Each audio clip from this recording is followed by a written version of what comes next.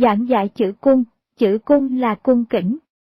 Đối với các sự đời và hành vi cử chỉ của con người hàng ngày phải giữ tấm lòng cung kính, dầu lúc nào cũng xem mình như ở giữa chốn triều đình, đứng trên sân tế lễ, dầu ngồi trong nhà kính cũng tưởng như thập mục sở thị, thập thụ sở chỉ, nghĩa là 10 mắt trông vào và 10 tay chỉ vào mình.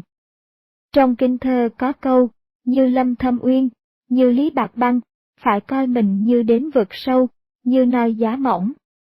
Cách cử động của các bậc cổ nhân cung kính như thế, con người còn có tánh linh hơn vật, là do nơi biết cung kính lễ nghĩa, mà cao hơn.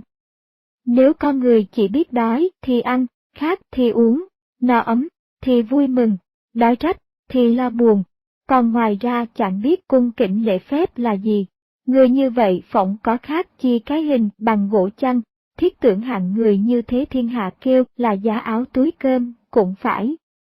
Đức Khổng Tử, giáo hóa nhân sanh có dạy 5 điều là, ôn, lương, cung, kiệm, nhượng.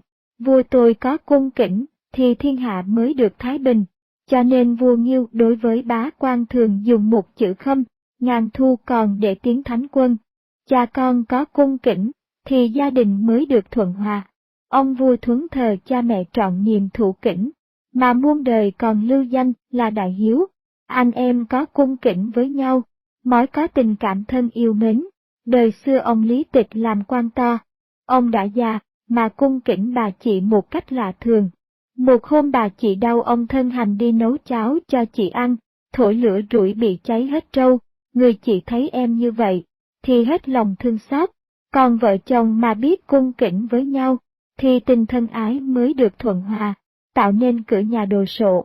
Đời xưa vợ chồng ông Khước Khuyết tương kính như tân, vợ chồng của ông kính nhường nhau ví như khách quý, thường bữa ông đi cày bà vợ đem cơm phải quỳ, mà dâng cho ông, rồi chắp tay đứng hầu đến trọn bữa.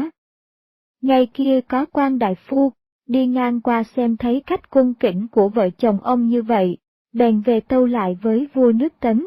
Vua liền mời ông Khước Khuyết phong làm quan hạ đại phu, ấy là vợ ngoan làm quan cho chồng. Người tu hành mà biết cung kính, thì tinh thần đạo đức mới được tăng tiến lên cao.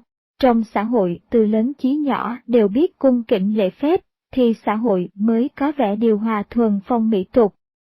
Toàn thể nhân loại mà biết giữ lễ nghĩa cung kính với nhau, thì thế giới sẽ được hòa bình phục hồi thượng cổ.